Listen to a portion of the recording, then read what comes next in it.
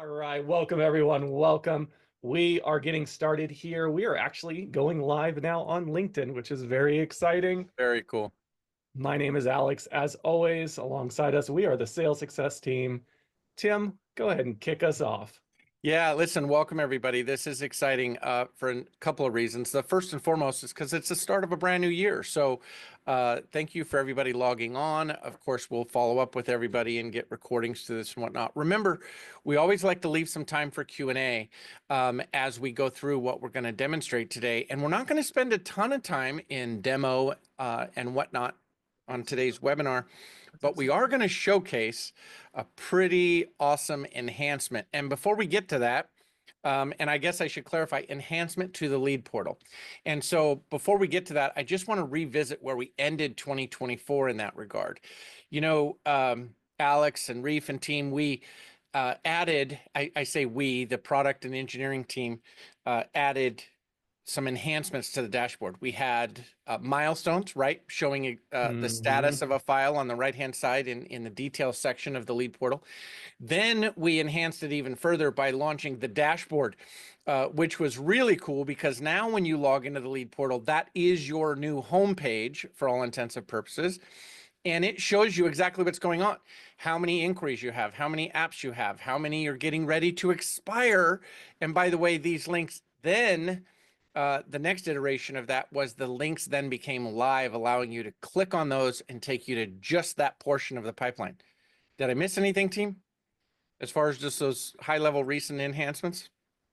No, that's a big thing there. And it's a lot more visibility, and we are getting more this year. A lot is coming in the works, and that's what I'm very excited about today. We're going to show you some great things. A lot is going to be coming in the first quarter, and that is why we have our special guest, Barrett, otherwise known as Bear. Go That's ahead right. and introduce yourself. Hey everybody, thanks for joining today. My name is Barrett. I'm the senior product manager for our B2B business. Looking forward to speaking with you all and kind of hearing feedback directly and showing you what we have in store for 2025.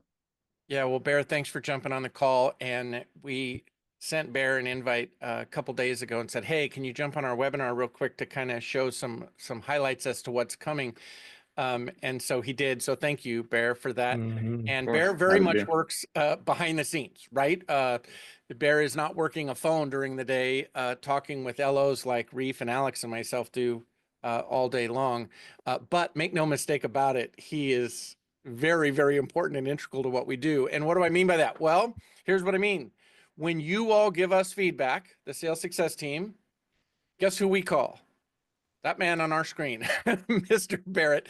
And we say, hey, man, we got to see if we can do it. And so we like to say, you spoke, we listened, and Bear, we have a pretty big enhancement to the lead portal getting ready to come out.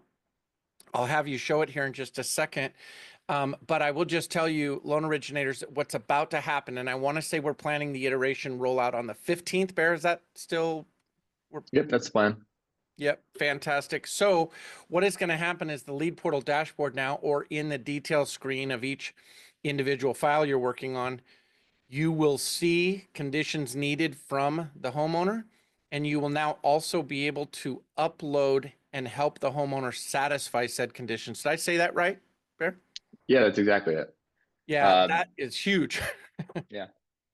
No, we're looking forward to it. And I can, did you want to continue or do you want me to pull up the Yeah, screen no, go ahead and let's show some screenshots. By the way, we're not showing Perfect. it live in test environment and everything, everybody. We just wanted to be able to show you some screenshots as to what's to expect. By the way, no surprise here that our when this rolls out, planned on the 15th of this month, that is just prior to our next webinar series. So Alex, be prepared that on our next webinar, we will actually be diving in and working in it to work through any of the intricacies and that type of thing. So yeah, tell us what we're looking at here, Bear. Yeah, so as Tim mentioned too, in 2024, we're pretty committed to, trying to provide as much utility throughout the lead portal for the loan officer force as they're, kind of sitting with customers and giving more transparency into the HELOC cycle through Figure. So we added this application progress status here, which showed you how an app is progressing throughout the whole process, trying to give more visibility. And the next step of that is to kind of add some functionality in where loan officers can interact with the customer's application to both kind of support it or provide documentation up front so that the borrower doesn't have to. So we've added into, and to talk everybody on, again, this is within the lead portal. As you clicked into a specific file, you would usually see the details page first. Under the conditions tab would be the pending conditions. So you, as a borrower is going through the application flow, if you have an ID or something along those lines of documents up front that you want to upload, you're able to upload it on behalf of the borrower to satisfy a certain condition of the application. If the borrower doesn't provide you anything in advance and they're going through the application on their own and they hit a hiccup, and I think probably the most common one folks are familiar with is the identity process. If our service doesn't like the ID and they get an error, but the borrower doesn't immediately re-upload, you would get a notification that you can upload something on behalf of the borrower. So if you have the file already, you can upload it for them, satisfy it, and kind of continue on with the application flow. Or you can be that point of contact with the borrower, give them a call and say, you know, I see this is going on with the application. Let me help you get through this part of the process. Can you send me a picture of an ID? Can, you know, I'll talk you back on as you go through it. And you can kind of see that up to date condition to satisfy it. You'll also get kind of the immediate feedback and record here. So any condition associated with the application, you'll get a record of things that have been completed. There are a bunch of sub statuses, so you'll know if it's been if it's processing, if it's been approved, if it's still in progress. And we, you know, kind of as we plan to expand on this option, we'll offer a lot more conditions as time progresses, so that you can be more and more involved in the origination process. So we're really looking forward to this. I know, you know, this has been something that we've heard feedback consistently on, and we know that loan officers want to be involved and support their borrowers up front. So we're committed to kind of expanding on this and providing this option for loan officers here going forward. So, Barrett and everybody in attendance here, I just want to kind of cover something, both from an industry perspective and also what makes us different, and then what's also leading us down this path to kind of find some interesting middle road here. So in a traditional lending sense, and any of you that are attendees that know me at all know that I've been an originator or branch manager or general manager at some level or another in our industry for 25 years. And the traditional process is I package up and I submit a loan to a lender of my choice if I'm in wholesale, and then I wait, and myself and my processor, we receive a loan approval with conditions, and we go to work as the originator and support team to satisfy those conditions.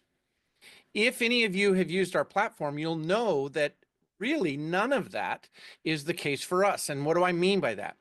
We are driving everything directly with the borrower or the homeowner, either way you want to say it, meaning the borrower clicks on their link, they accept their offers, they need to link to their bank statements as an example to verify income, they need to upload their ID, which Barrett kind of touched on a little bit, and so on and so forth. So Figure is working directly with the homeowner, and loan originators, for lack of a better term, have felt almost blind as to what's going on.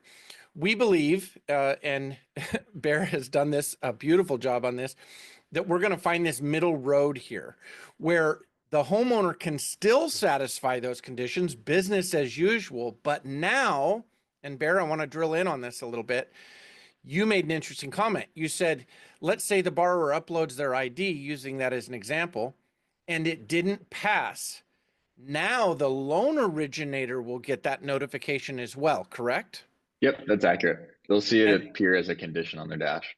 And then the loan officer now will have the ability to work with the borrower and either help the borrower get it uploaded and passed or upload it on behalf of the borrower.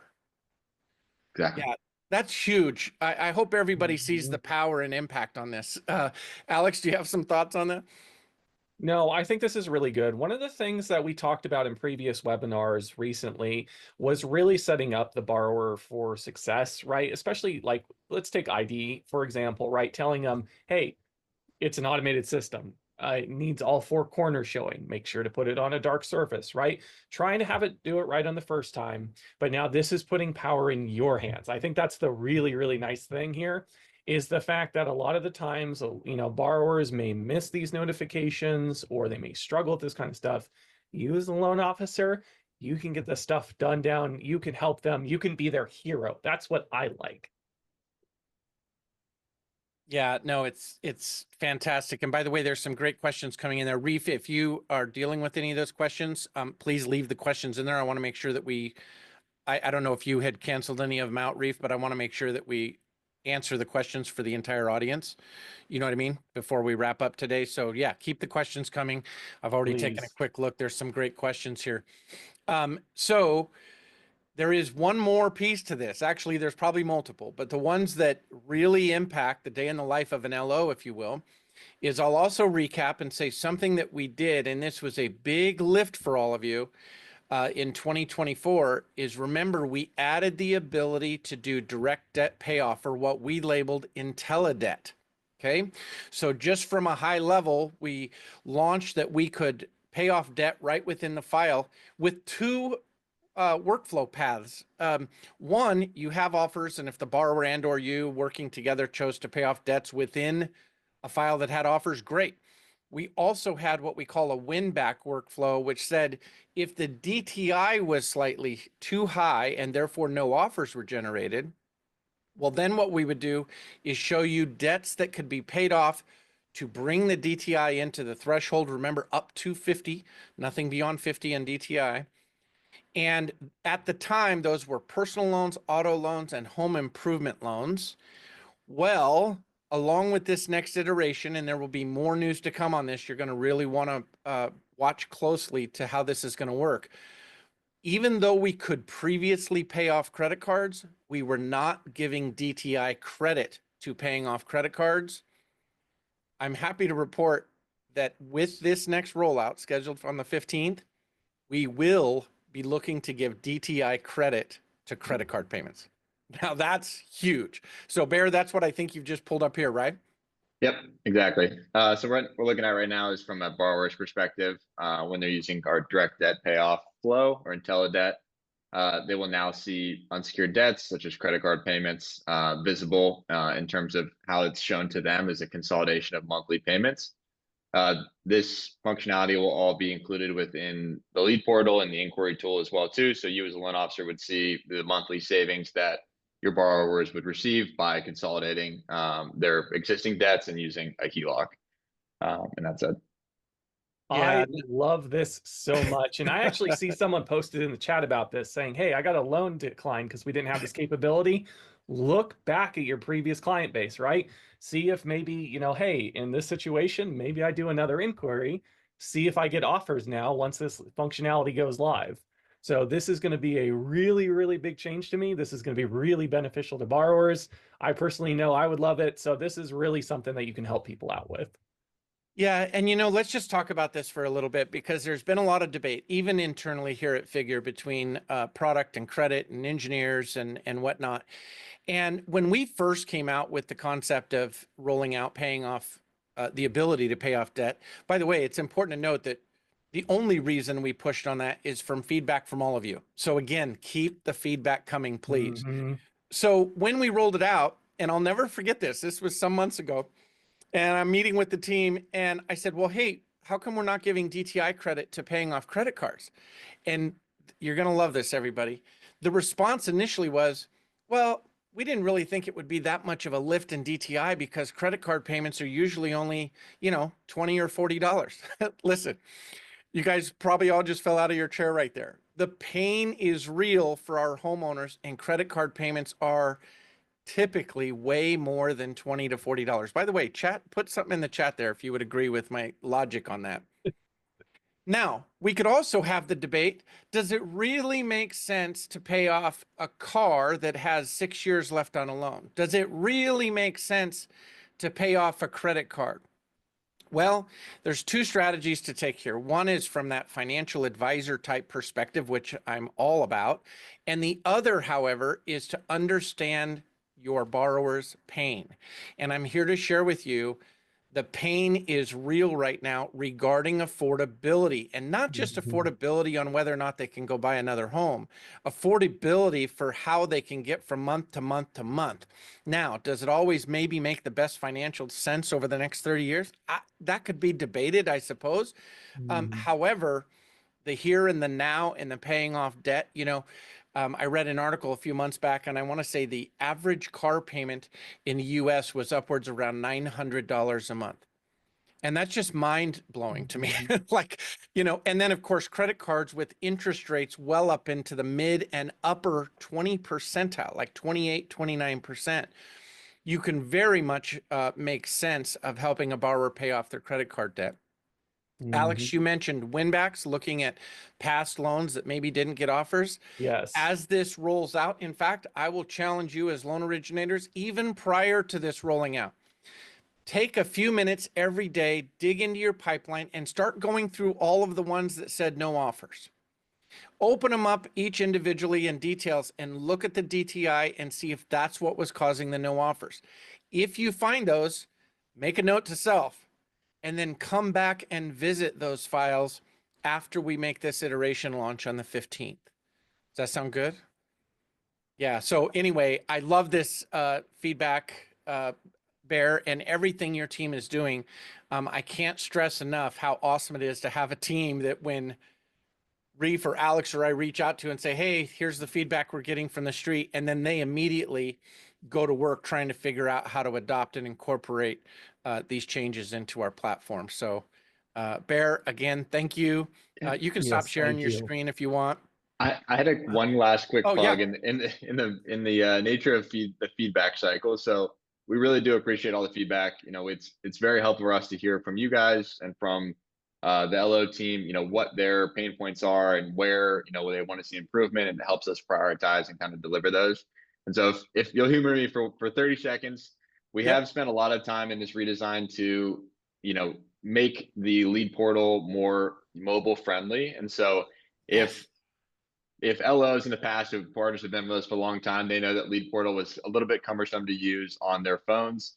So we, as part of this redesign, spent some time to make sure that this is a mobile friendly experience. And so I just wanted to encourage the LO force there to, wherever you're meeting with your borrowers, the homeowners, try to use it on your phone for a bit too. We're welcome to all feedback. If it's painful, if it's great, please let us know. We'd be really happy to hear that and just kind of, be able to work on it from there, because we want to be able to, empower you guys to support your borrowers, wherever you're meeting with them, if it's in the office or if it's, at the grocery store, on site at somebody's house. So please do give us feedback. And again, we really appreciate the cycle, and thank you guys for your time. Bear, that is so awesome. And by the way, just to clarify, that. it's not an app. They would simply just be using their browser on their phone and going to figure.com/lead portal. And just like they would from their computer, but now you've built it to be mobile friendly, is what the hope is here. Yep, they can start an inquiry right from their phone. Everything appears almost as if it is a mobile app and not as, a poorly loading website as it was in the past. What's so great about this for me, Bear, is I have talked to several sales leaders, as you can imagine, daily. And every now and again, I'll have someone say, yeah, the problem is my LO, he's out on the golf course. So and I'm like, okay, now I can say, so what? He's on the golf course. Tell him to use his phone, Start an inquiry from the golf cart. That's exactly right. So, all right, well, Alex, let's dive into some questions. What do you think? We have a lot of them. We have a lot of questions. I think that's fantastic. Let me take a look here at a couple things. First one is more feedback, which I like.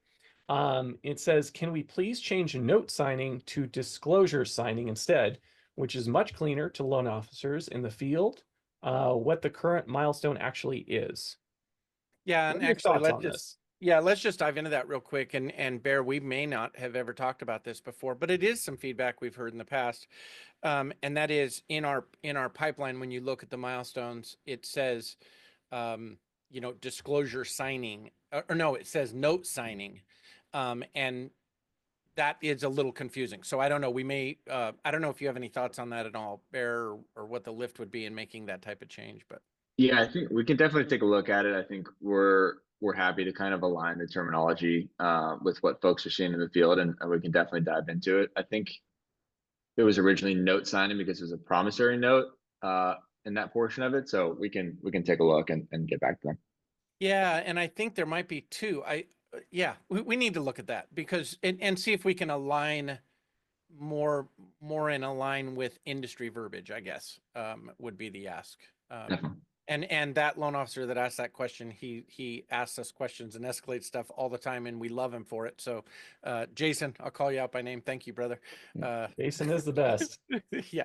And then we have another question, and this is a great question. And can a prospect apply for a HELOC with an investment property? The answer is absolutely yes. At a high level, just think 680 minimum FICO score and 70% max CLTV.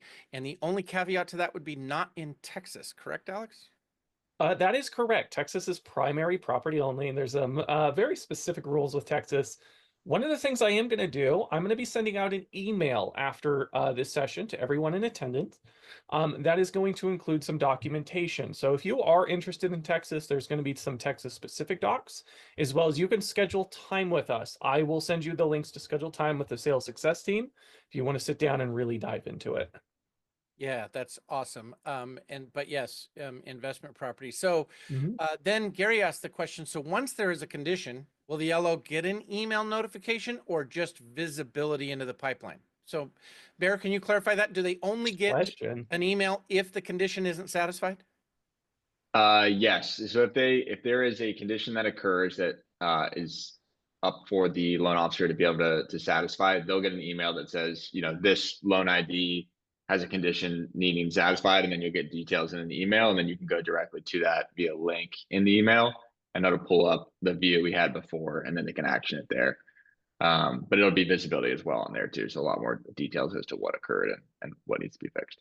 Okay, great. Gary, I hope that answers your question. But really from, I think what's going to happen is the borrower is going to be working through the flow of business as usual. And again, using the example of the ID, if the ID didn't pass, it would be at that point that you, the LO, would receive the notification. Mm-hmm. If the ID did pass, there'd be no reason to notify you. Barrett, am I correct in that? Yeah, we just process to the next step of the application. So we'll try to. It's a little bit dependent too as well on orgs and how they want to set up their specific email process. But typically, if they're flowing through nicely, we don't want to spam you guys with email because there's a lot of interim steps within the application. So we'll let you know if something goes awry. That's a great point. Spam you with email. Yeah.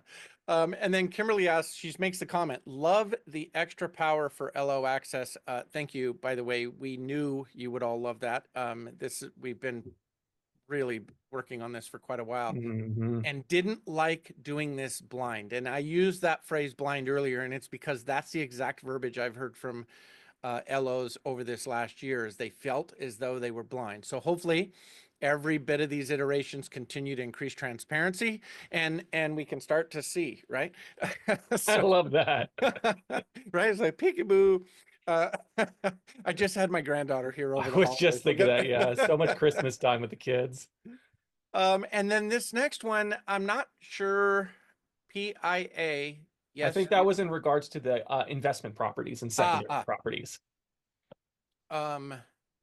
Ooh, will Figure ever offer a share my screen ability? Bear, has that been ever on the radar before? That's, I think, the first time.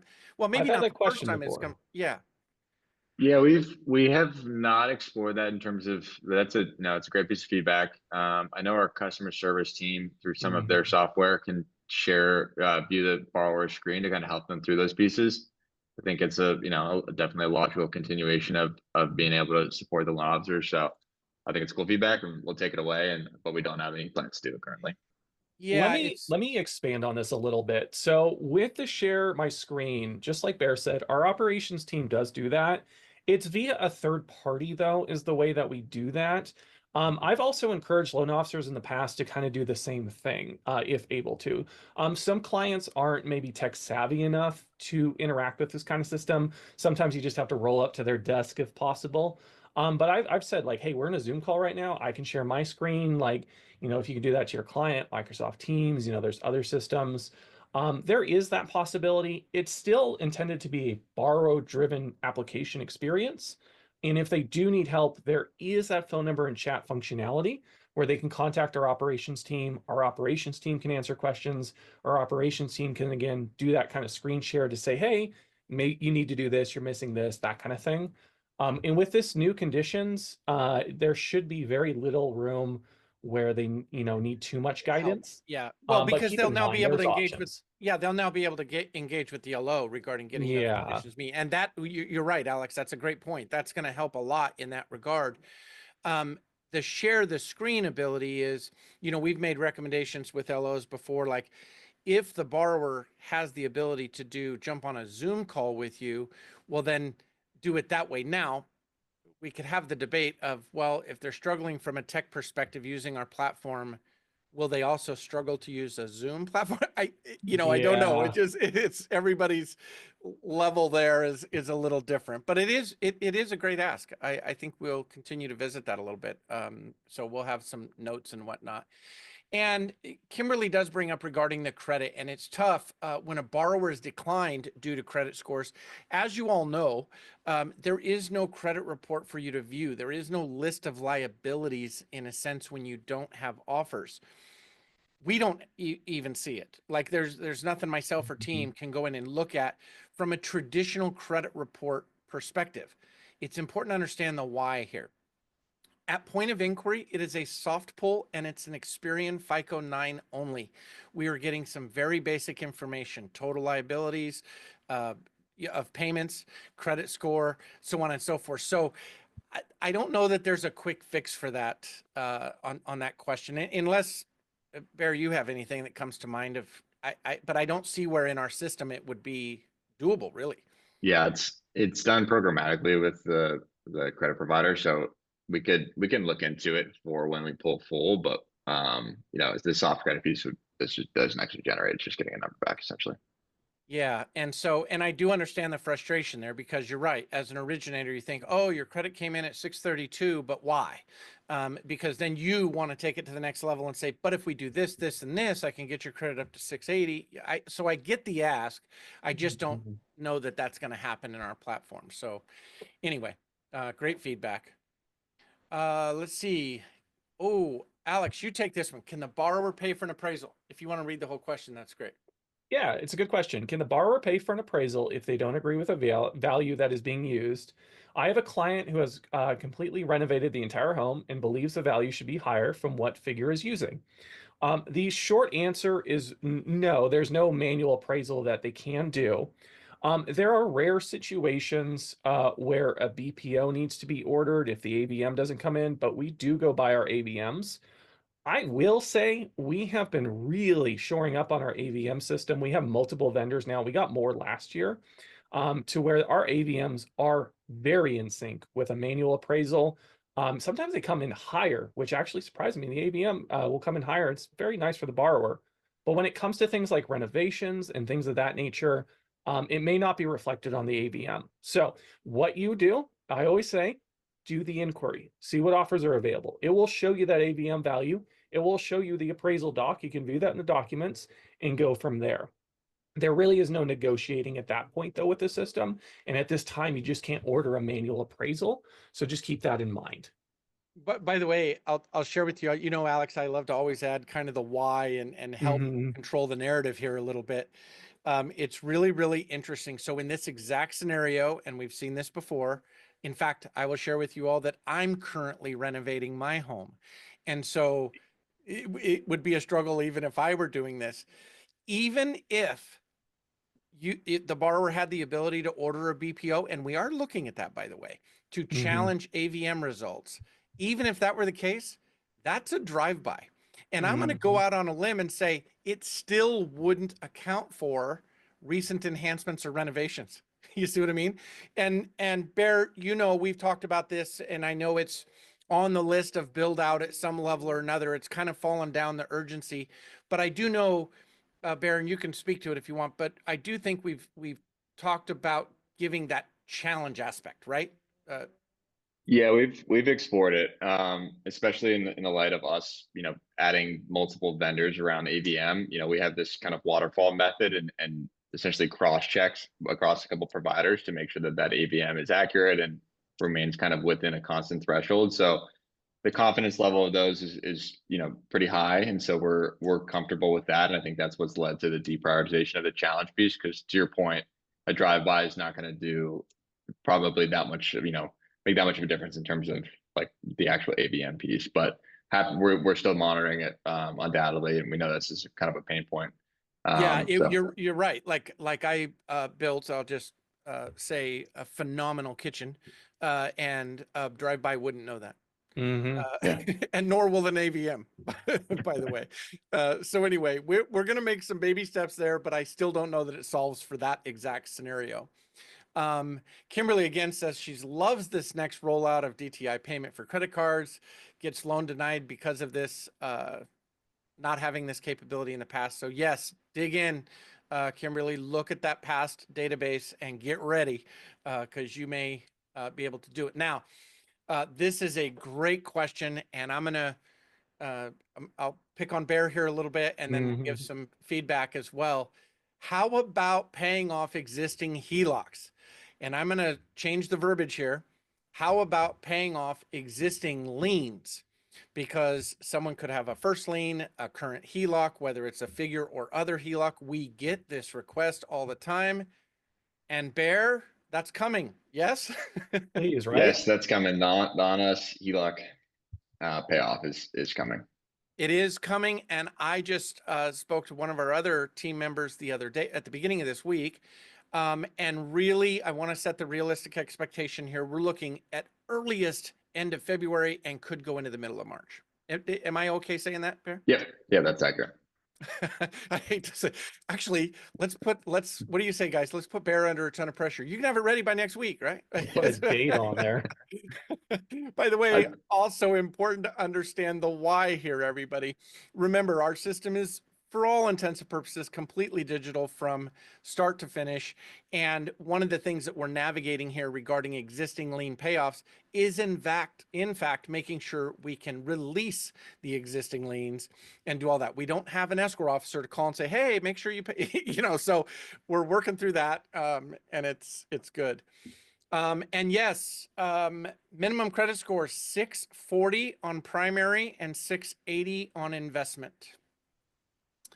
And will there come a time when the figure HELOC can be used to pay off another lender's HELOC? We just answered that, and it is coming. There will be a time, and it's going to be Soon. yeah, end of February, middle of March. So think spring would be a good expectation to set.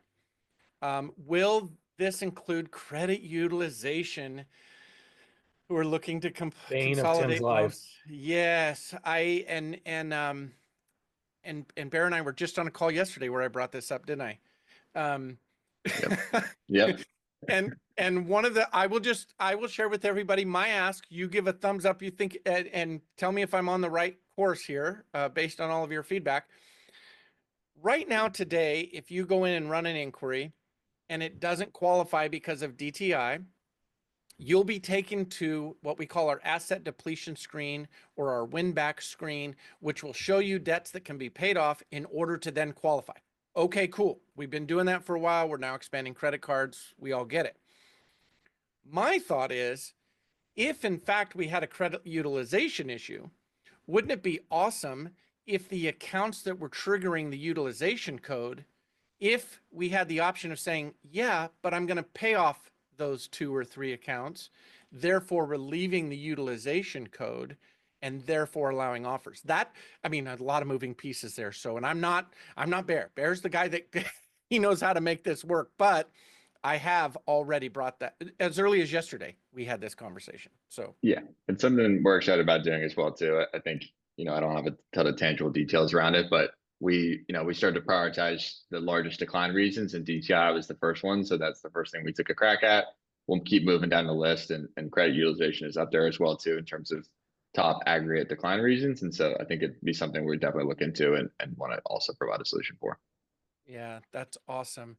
And Andrew asks a great question. He says, he has a client that has solar panels on the home, and the system is picking it up as a second lien. Can the borrower elect to pay this off at closing? Okay, there's a couple of pieces to this, Andrew, and everybody. Is if that were to show up as a home improvement loan, yes, you could pay that off right now today. It's not a problem. If it in fact shows up as a lien, well, that is going to have to wait for second lien logic. Bear, would you say anything different there? Yeah, that's accurate. It's all about the classification. If it's a home improvement, it's qualified as like a personal loan, and so yeah, it's just how it was done. essentially.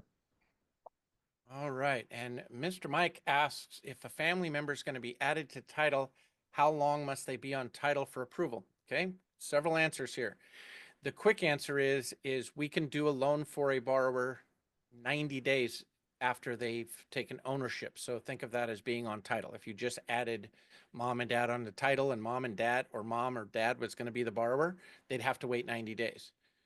However, if the current homeowner is the borrower, that's not the case, right? It is, you know what I mean? I don't want to get too confusing there, but it just depends on the borrower needs to be on title for 90 days or more. Mm-hmm. That's the net of it.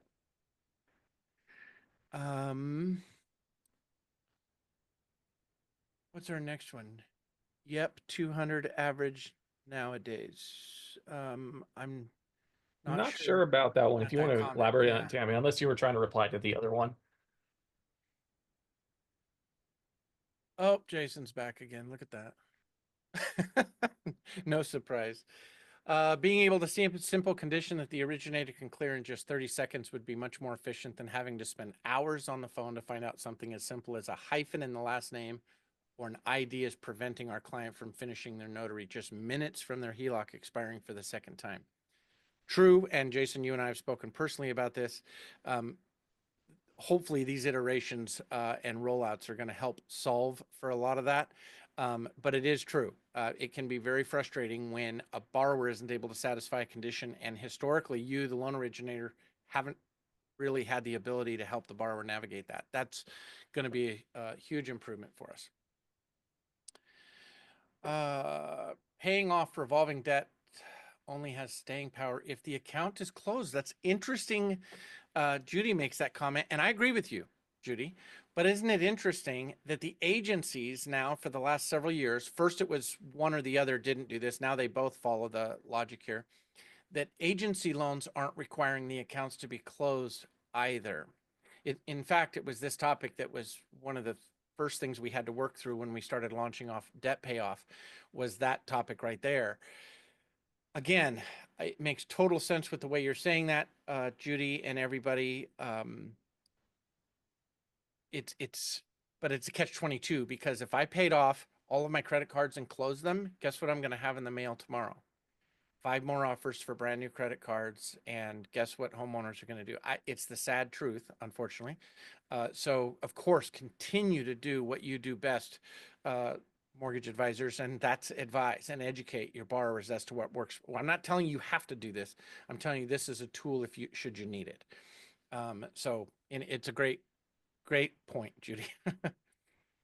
Are you going to implement an account closure letter as well? So you've now paid it off, going to allow them to charge it back up. We're not going to require an account closure letter.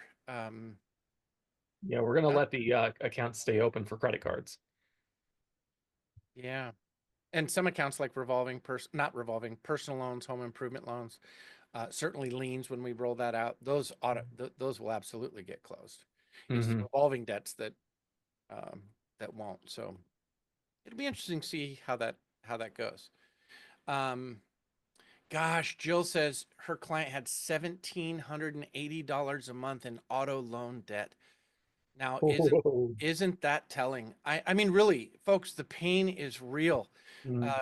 It's true. And so a lot of folks will say, yeah, but it doesn't make sense to pay off a 6-year auto loan and roll it into 30 years. You might be right, but it makes sense to that homeowner that's paying $1,700 a month in car payments, So anyway, you can go both directions. Yeah, no, it's probably not. It's probably a Ford F-150. No, that's true. That's true. Yeah. So, okay, we have Jason back again. We should just make Jason a standard regular on the deal here. Let's make him a Alex, panelist. Don't worry. Alex, you take this one. Jason asked, now they've just been asked for their marriage license and they are already at work, and this is expiring any minute now. I love this product, just consistently trying to continue making it better and better with you all. You guys rock. Jason, this is exactly what this condition is going to solve. And I'm glad you brought this up because it's not just IDs, right? It's not just the simple stuff. Sometimes we do need marriage licenses. Sometimes we need bank statements. These are the kind of conditions that are going to pop up. These are the kind of things that you can then help them solve, especially if they're at work. This is something that you can do for them, send it over to our operations team so they can expedite it, get it done, and again, be the hero for them. So this is something that I particularly really like is that you'll have visibility on this kind of stuff because, right, sometimes the application takes 10 minutes. Sometimes you need a marriage license. So this is a really good point, is all I'm saying. And that's why I'm very excited for all Bear's been doing with that conditions. Reef, can you do me a favor? Please make a note. In fact, I'll send you an email if you want. I need you to personally reach out to Jason, please, and see if you can help them navigate through this. Please. Aram, max LTV on primary is 85% CLTV. And seasoning for HELOC, 6 months from purchase date. No, 90 days. 90 days is our seasoning from the time someone purchases a home. 300K HELOC, but got declined for seasoning. So again, Aram, reach out to us post call if you'd like to the sales success team. Alex or Reef will put our contact information in the chat. Make sure you reach out to us. We can dive into the actual file and see if that truly was a seasoning issue, if it was something other, but it's 90 days from the time of purchase or acquisition. Let me correct you there, Tim. It turns out I disabled chat, which I need to allow for admins on our next one. Don't you worry. Okay, sorry. Our email is salessuccess@figure.com. And again, I will be sending an email with this information on how both to reach us. It will be from that email, as well as how to schedule time with us if you want to sit down on a one-on-one to talk about, strategy, advice, that kind of thing. So just keep all of that in mind. We'll be sending out a whole bunch of information. Okay, so then what do we have? We have another question here. What are the costs for draws? Easy, simple answer. There are no additional costs for draws. And however, this is an important point. If they don't do 100%, for everyone that doesn't know, our product is a 100% draw at close product. Okay. Now the borrower is going to see paperwork and everything in their agreement. They can pay back as much as they want when they want, and then have whatever their term is they chose. But as an example, a 30-year fixed product for us is a full draw at close with a 5-year redraw period. So if I was a homeowner, I got $100,000, I turn around and paid 50 back, I have the next 5 years in which to draw from that 50. There are no fees for redraws, and I think the minimum redraw is 500. Is that right, team? That is correct. Yeah, so should be good there. Multiple rental properties, but since one loan was approved, the system would not allow them to apply for additional loans. This is a great question. And yes, there is a time. Reef, hit us with it.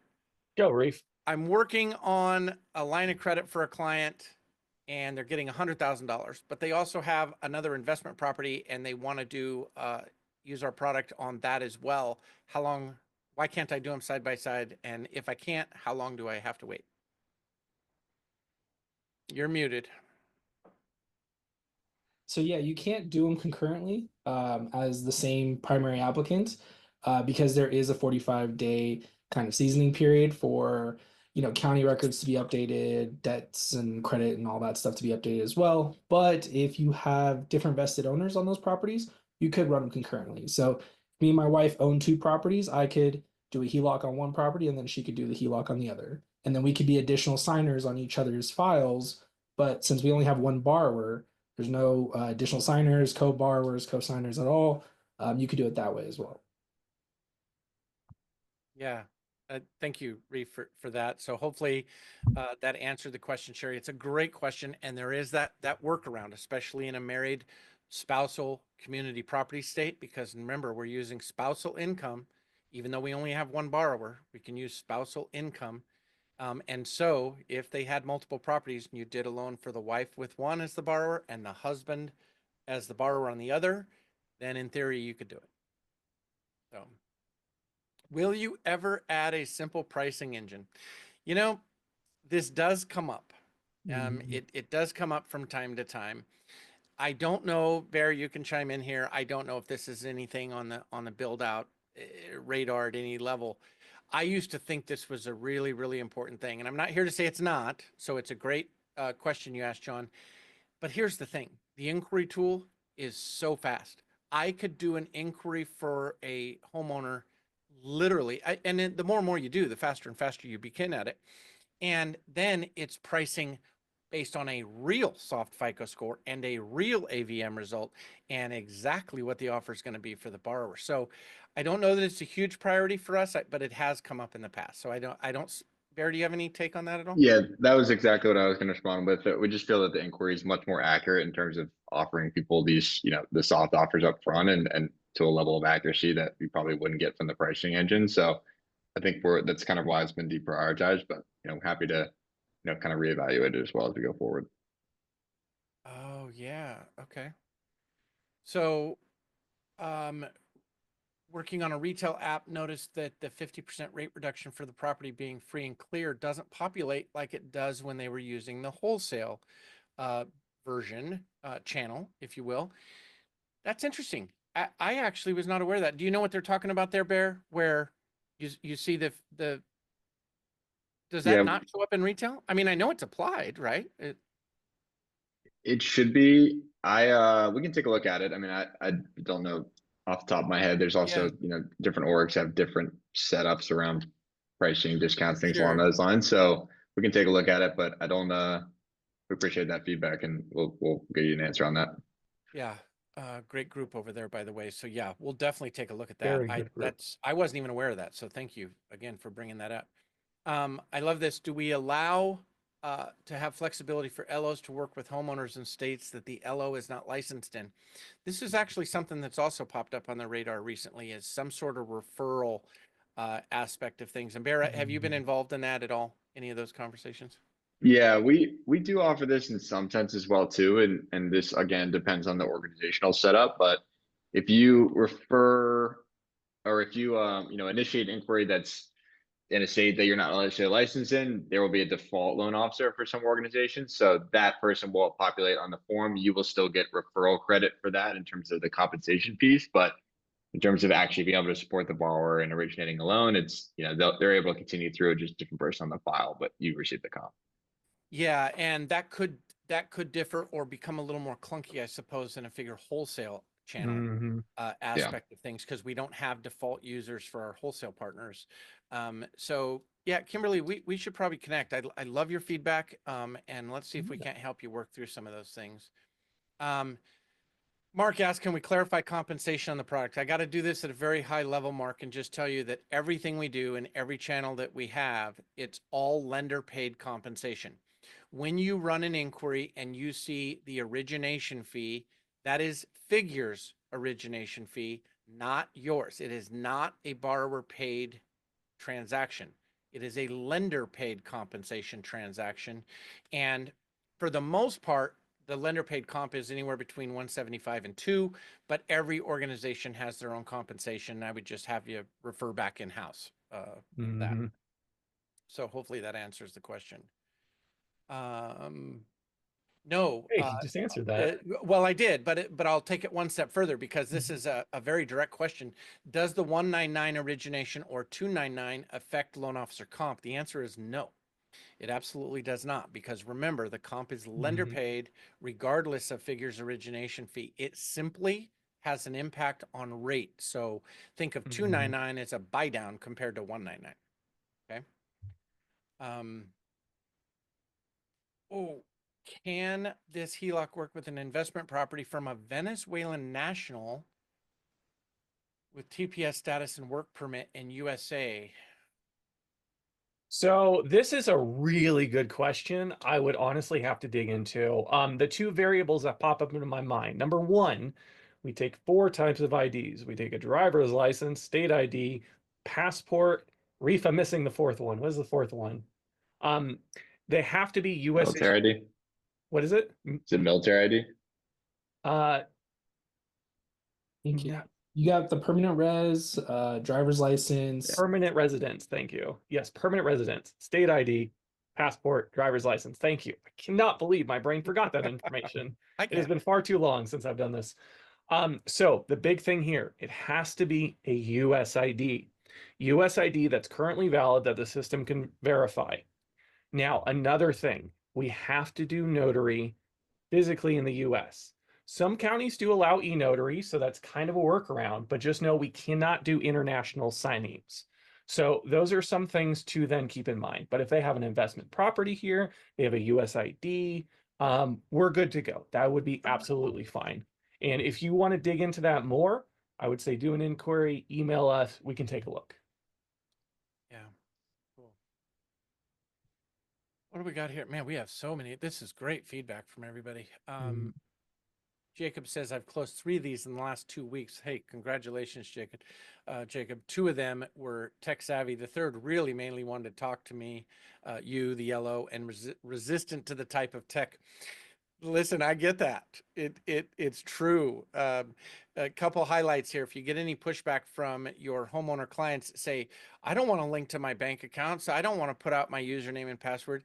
It's important to note that we never see their username and password. Their bank account username and password in the Plaid system is the same that they use for all of their banking. And we never see it. It's not in our file. It's not in our, so if you have folks that are concerned about that from a tech perspective, it's interesting. And then we've had some homeowners and loan originators as well say, gosh, I wish I could do every loan this way. That is the right mindset. And who knows, maybe someday we will get there. But listen, congratulations, Jacob, on closing 3 loans in 2 weeks. That's pretty flipping awesome. Absolutely.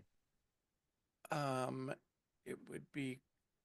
would be great to have a rapid rescore, for instance. So if we had $1,000 credit card and $1,000 limit, paying that off would boost the score 40 points. Boy, Andre, I don't know that we get there. I don't know that we're going to go down the road with our credit vendor, because we don't have the ability at a soft pull level to say, oh, let's request a rapid rescore like we as originators are oftentimes used to. So that's probably not anything, Barrett, unless you've heard talks about that, but I just don't see us going down that road. Yeah, not yet. Are we expanding to include 2 to 4 units? Your AVM should still be able to give you value. So this is a tricky one. To some extent, we have expanded to 2 to 4 units, and it depends on how that AVM and the property data comes back and how it classifies the property. As an example, if it came back and it was set or categorized as a duplex, we'll absolutely do it.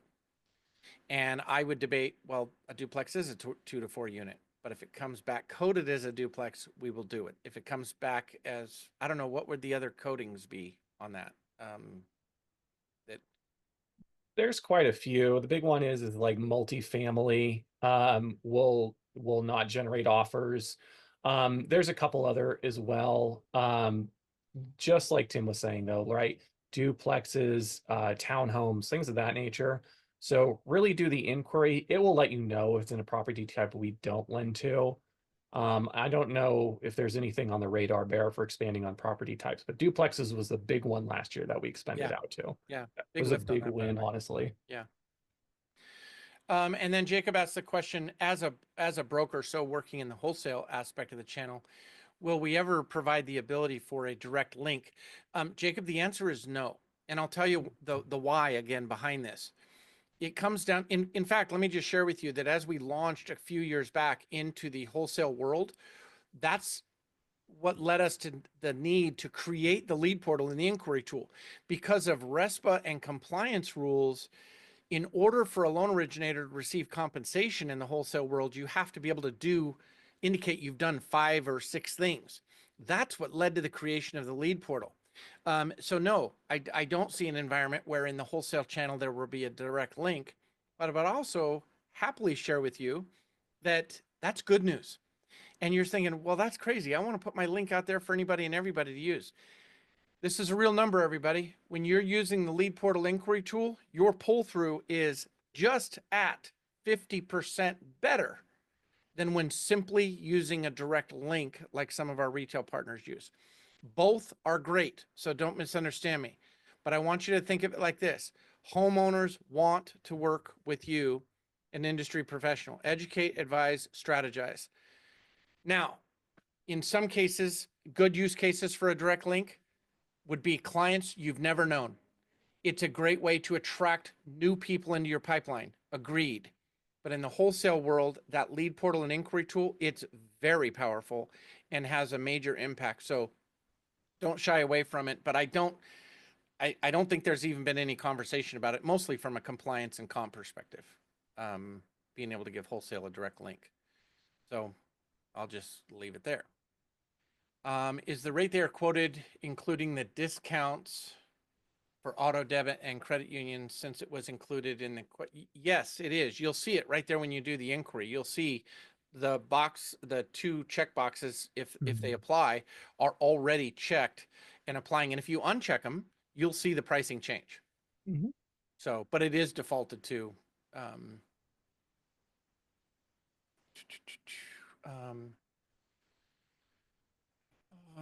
John says, it seems like your past derogatory credit policy is too tight. John, let's follow up on that. I will take that feedback back to the credit team for sure. And we talk pretty regularly, John. So yeah, let's connect on that for sure. And basically the question is derogatory policy and what kicks out no offers. In other words, credit derogatory history. And I can't remember right off the top of my head. Alex, do you have a feel for that at all? Like what kicks it out? No, but I feel like this is something that would be really good to follow up on. Yeah, yeah, no, that's good feedback. Reach out to us, John. Let's talk more about this. Sue says, not sure I heard this correctly. So a current HELOC can be paid off if LTV is 70% or less. Is that correct? Not yet. If that happens, can the borrower come back and get another loan for up to 85? 2 pieces here. One, remember, we're not paying off existing liens yet. We're looking at that end of February, mid-March, right in that category for existing lien payoffs. But yes, in theory, if somebody had an existing HELOC and we get to the point where you can pay it off and it's a primary residence, yes, they'd be able to get a new HELOC for up to 85, given all the credit requirements and everything else. Didn't accept their offer in time and had an higher AVM than 10 days later. We resubmit and the AVM came back 100K lower. Can we use the original AVM? No. Now there's a good chance that the reason that's happening is it's a different AVM provider. And, you could run it again and see if I've seen that. Alex, Reef, have you guys had any experience with that, like where multiple inquiries are run with different AVM waterfall results? Reef, you go ahead, Reef. I was gonna say sometimes it just typically it's past the 14-day window. So if you run an inquiry for a property again AVM today, you run it again a month from now, you might get different values and different AVM waterfalls. It's possible. We'll take it away too, because I think the 10-day window is pretty tight for that dramatic of a change. So we'll see if we're pulling any numbers forward in terms of like if it's a 30-day window, to Reef's point, like I can see it fluctuating. It's Sure. still a pretty large number, but we'll take a look at the time periods and like what we can kind of do similar to credit, where we can just pull an existing check forward as opposed to having to rerun a new one and get a new number. Yeah, that's great feedback, Barrett. And by the way, on the expiring in 10 days, this is another great use case, everybody, for when we rolled out the dashboard enhancements this last year. Remember, on your dashboard, you'll now see files expiring soon. You can click on that and it will take you to that pipeline of files. I want to encourage you all to use that as your call list in a day.